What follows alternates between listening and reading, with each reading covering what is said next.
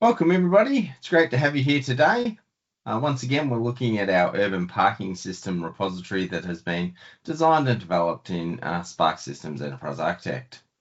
My name's Scott Hebbard from Sparx Systems, and today we're going to be looking at the expert topic around deployment diagrams. And I know a lot of organizations these days are doing a lot of deployment across cloud infrastructure. And so perhaps we can look at a few features that are a little bit more advanced and allow us to move, beyond some physical deployment and look at some cloud deployments as well. I'm joined today by Stephen Maguire. Welcome, Stephen. Hopefully you can tell us a little bit about some of the expert features and some of the features related to cloud deployments in Enterprise Architect. Yeah, thank you, Scott, for the introduction. Yeah, this is an interesting topic.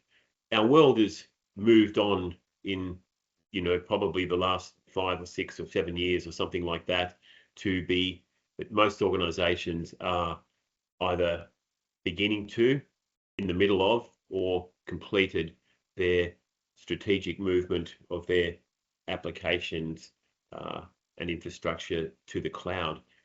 Lots of organizations will be at different points in that journey. One of the fascinating things about Enterprise Architect is the fact that while there are tools that you can model deployments in and other tools that you can model cloud infrastructures in, it's all in the one tool.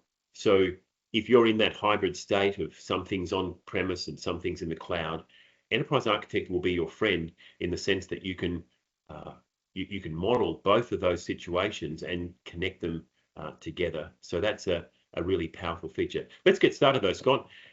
I always like to set my perspective. Up in the top right-hand corner, I have the requirements perspective set. I've been doing some work with requirements, and you can see that that's one of the perspective sets there.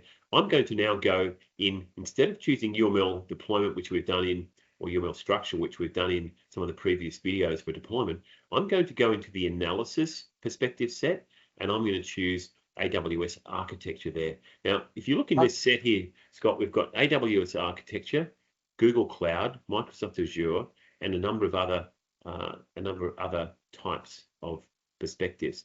Let's just choose AWS architecture for the moment. We're going to do something in AWS first, but we'll talk about the Azure and Google Cloud side of it as well. So let's choose that one. The tool now changes its focus to be on Amazon Web Services. So you can see here we've got a number of different patterns, and I encourage people, if you want to use these patterns, you can inject these into your models by choosing the Create Model button there, and that will inject it in, and you can see there's information about how to work with that particular pattern. If you're familiar with the Amazon Web Services, you'll be familiar with some of these icons. Now, they do come out in different releases, Scott, so they've changed the icons over time, but Enterprise Architect keeps up to date with all of the latest changes. So when there's a new release, we'll have that made available. So I like to do things from first principles, Scott, so let's close the Builder page and let's now go in and have a look at our model. Now, we can choose the toolbox there and choose Amazon Web Services. And we'll have a look at some of these elements. But the first thing to understand is that if you look at this list, it hasn't got the list of all the AWS resources, and we'll talk about that as we go along. So these are a kind of structural elements, if you like. So an availability zone, an auto scaling group, an account, so a region, a security group. All those things are kind of structural things. But what we have done, Scott, is I've already imported things from this pattern. So the pattern that we just looked at earlier, I can bring that up again and show you. Amazon Web Services, we've got this Amazon Web Service images release 19. And so it's giving examples of those images. And what's going to happen is we're going to inject that into our model. So I'll close this for a moment, and I can show you that we've already done that here under libraries. We've got cloud architecture, AWS. So if we look in here now, we can see that we've got a number of different packages, and each one of these packages has got a whole range of different items in there. So products, there we go, and resources and things there. Let's just have a quick look at one of them. Let's have a look at the compute. That's a very common one. Got our products there. Move that over a little bit. You can see Amazon EC2 auto scaling resource there, AWS App Runner, and we can look at the picture there. If we look at that compute, and we can see there that there's some of the icons that that are used as part of that particular compute resources. So there are hundreds of these resources and images for them. So I've already. Are these all included with Enterprise Architect? Yeah, all completely complimentary, Scott. Buy the product and you get these automatically, right? No extra cost or anything, which is a real bonus, I think. Yes. I have seen people trying to create them in other tools themselves, and I can tell you that's a very tedious thing. By the time you get to the end of the list, they will have made a new release, and you'll be doing that again. So we've done all that work for you. It's available out of the box. So let's have a look at importing some others. So not everyone will do AWS. Some people will be doing Google and Azure and might have a mixture of both. So let's choose the cloud architecture package, and let's put in the Azure ones as well. So I'm going to click on this over here, and instead of going to Amazon Web Services there, I'm going to go up and change my perspective, and I can do it from here or back up in the top there. And I'm going to go into analysis and say I want to get the Microsoft Azure. So let's have a quick look at that before we press any buttons. And again, we've got examples, and we've got these image releases. So if you're familiar with Microsoft Azure images, you'll recognize some of these elements here. You recognize databases and things. Yep. So I'm going to get you to perform some time travel magic. This might take, I think it's about 3, 4, or 5 minutes, depending upon your internet speed. But I'll get you to do some time magic. All I'm going to do is say, create the model, and it will inject that model into the tool. Right. Thank you, Scott, for that bit of time travel magic. Here we are back again, and you can see under our cloud architecture now we've got the AWS icons, the Amazon Web Services, and we've also got the Azure icons and images there. So we can have a look at some of these. We've got our machine learning set there, very rich icons. Like I've said previously, you wouldn't want to be going and creating these yourself. They're published by the vendors, and they are the default and de facto ones to use. So let's get started now. We are going to do just one of these, and I've chosen AWS. Essentially, Scott, I flicked a coin. Which one will I choose? Google, Amazon, or Microsoft Azure, and Amazon one. So I'm going to do that one. No particular predilection. A lot of clients use one or the other or both. So I suppose the benefit of using Enterprise Architect is that all the major players are supported. So yeah, exactly, Scott. And it comes up like a lot of things with mergers and acquisitions, because in a situation like that, if there's an acquisition or a merger, you might find that while your base company is using AWS, you might bring in, as part of this merger, a whole lot of infrastructure, virtual infrastructure that's on Azure, and so then you need to manage both of them. You might have a strategic direction to say, no, we're going to move everything over to our core thing, which might be Amazon, or the other way around.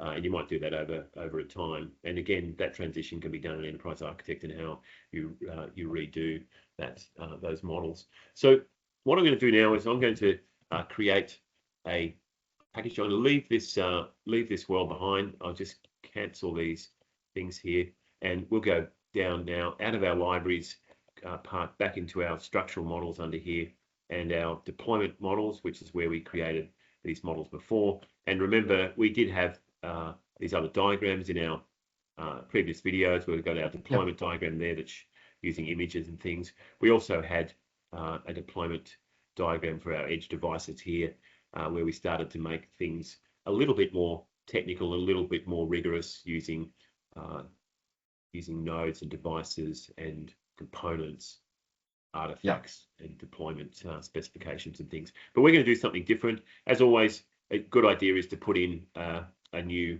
package. So under here, I'm just going to call it something generic for the moment, AWS infrastructure, so that we're not going to focus on a particular part of the parking meter system specifically.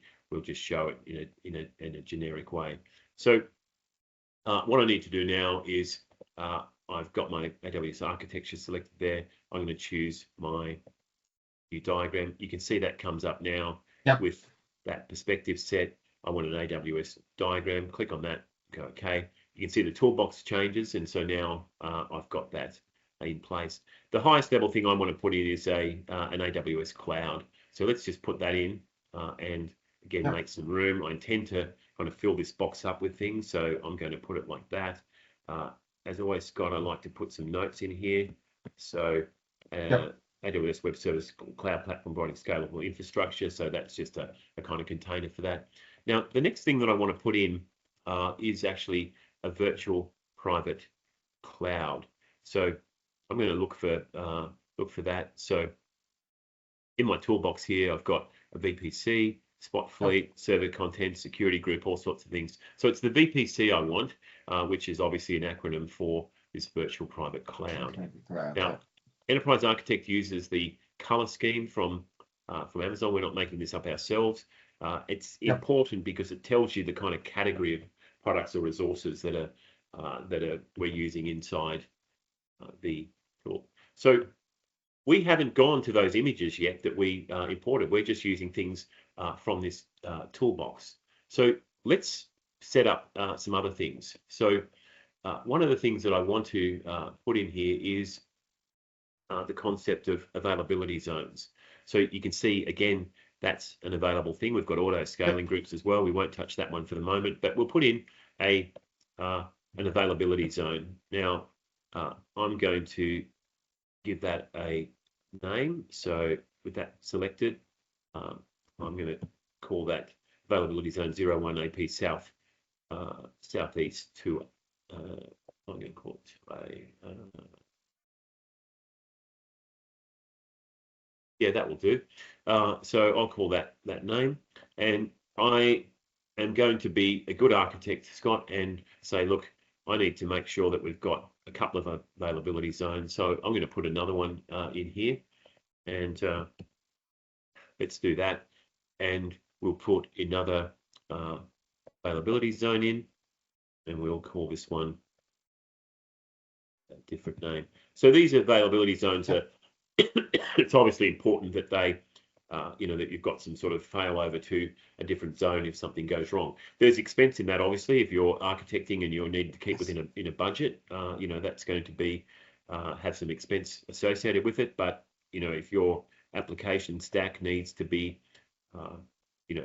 up for a certain percentage of time, again specified in some sort of deployment spec, if inside the tool, you're going to need those things. So with those defined there, I'm just going to do something else which I like to do is I'm going to change the layout here and change these to a slightly thicker border there. I think that gives it a much richer view there. So I'm not going to worry about some aspects of this. I just want to show you generally how to draw these diagrams so that people are familiar with it.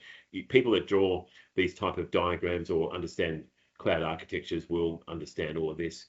Now I need to go and look for something which I'm going to put in, which is an application load balancer. So if I go now and say, look, it's not in this list here because these things are kind of, like I said, are structural things, clouds and VPCs and security groups and things, but they're not the actual resources themselves. So I want to go and look at my cloud infrastructure, go, okay, AWS, and say, well, where would this be? I can start, looking around for it in here and say, is it a security identity compliance? Is it a compute customer enablement?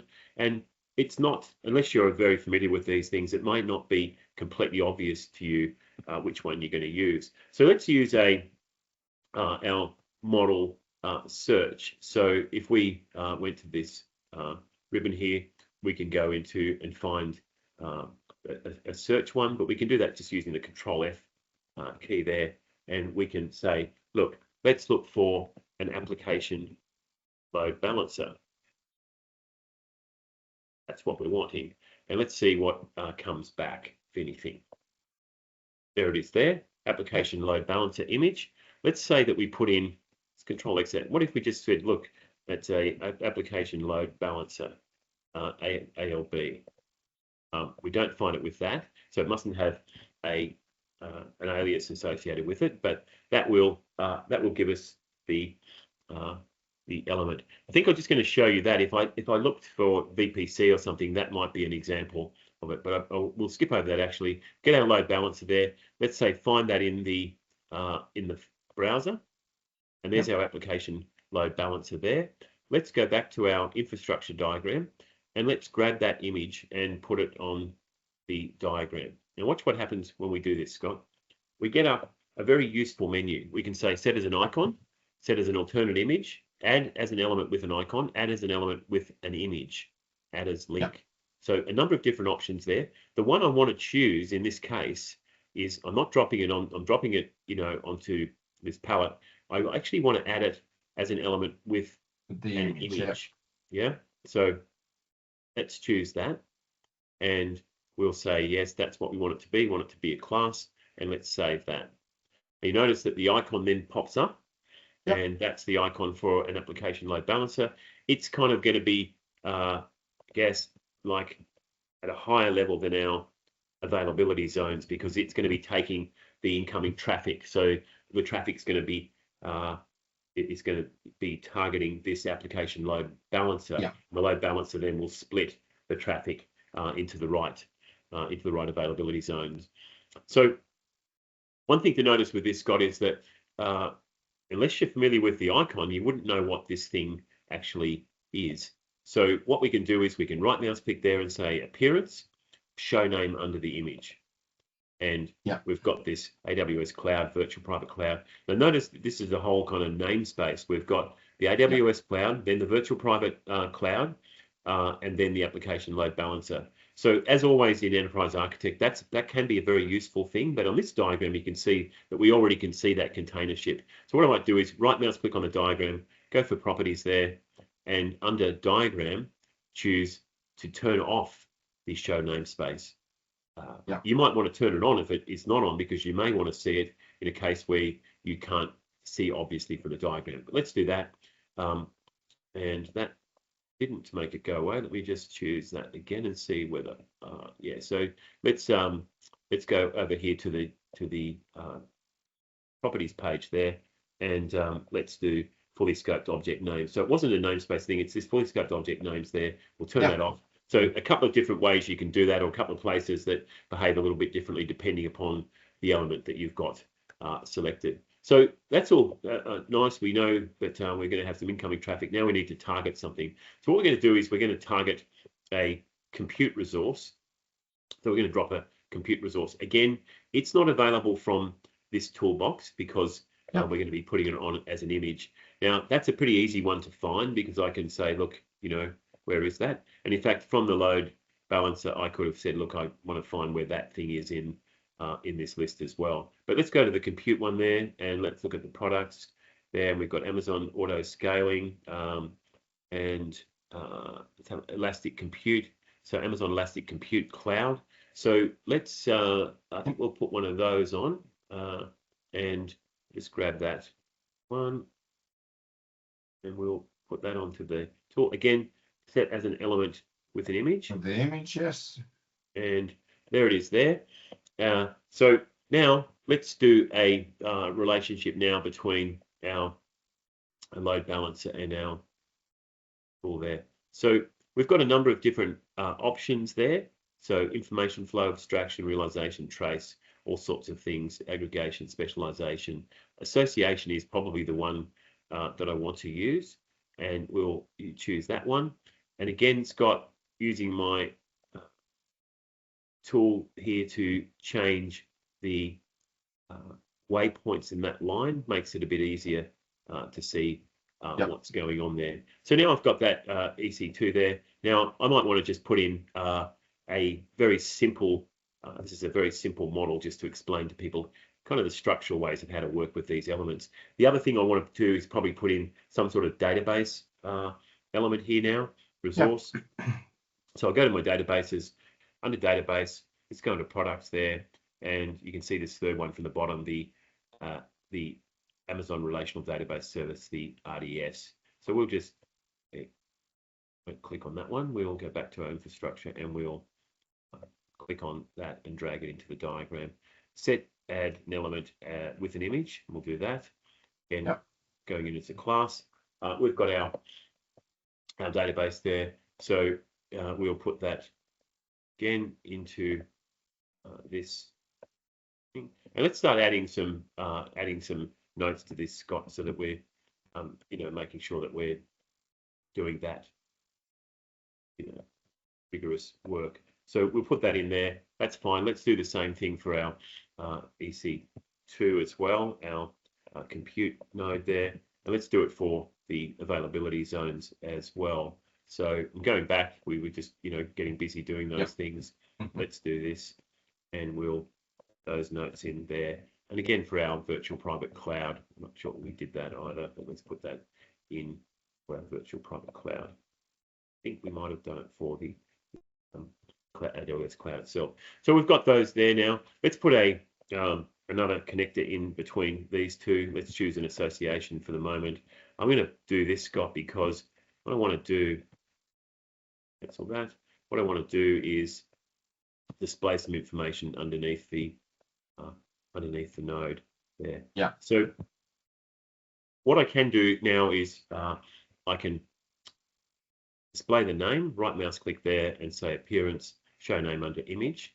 But Amazon Cloud image. So that's quite a long name. Let's just make that a little bit shorter. So we'll go over here and we'll just say EC2. Yep. Primary. Yeah. So that's what's going on with our load balancer. This is the primary one we want to go to. Maybe we don't want to be going to our other availability zone. The other thing, Scott, that's important is the elements can have other information associated with them. So if you're familiar with the properties or the attributes, the metadata associated with these particular Amazon elements, you'll understand that there are a lot of things that you might want to put in. Now, I'm not going to go through this and do it in detail because this is an advanced video showing people, this is an expert video, I should say, showing people, how to do it once will be enough. So what I can do is with that element selected, I can go over to the properties window here and choose, that's got the connector selected, that's the element, and choose tags there. Now I can add a tag here, and I might call it, let's call it private IP address. So this isn't exposed to the into the world because we're going through the load balancer first. So let's put in an IP address. We'll just put in something not real, so that we're not making sure we're not treading on someone else's IP address. Let's put in some X's there to represent the fourth group of numbers there. So that's just an example, Scott, of one particular property that we can put in. Now we may want to display that in the diagram. So let's put this here and say, okay, compartment visibility, and let's display tags.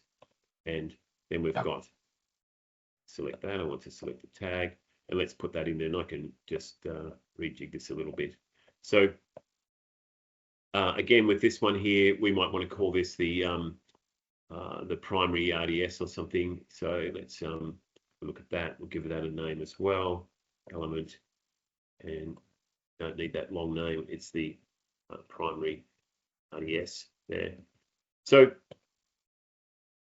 that's what we've done, Scott. I might get you to do some time travel magic, and we'll just finish off this diagram. Welcome back. I've done a little bit of time travel magic, and we've now completed our diagram. So perhaps, Stephen, you can tell us a little bit about what we've added to that second zone and what we've done on this diagram. Sure. Thanks, Scott. Yeah, good to be back. So all we've done is we've added some other products to the other availability zone, and we've added some connections there. You can see that the load Yep. balance is splitting between the primary and the secondary EC2 resource there, and that is targeting the primary RDS in both circumstances, and then we're replicating across to the other availability zone for a backup. We've got tags in there, the private IP address there, you can see that, and we're also for the RDS, we've got relational database management system equals SQL server in this particular case. So, you know, the diagram kind of tells the story.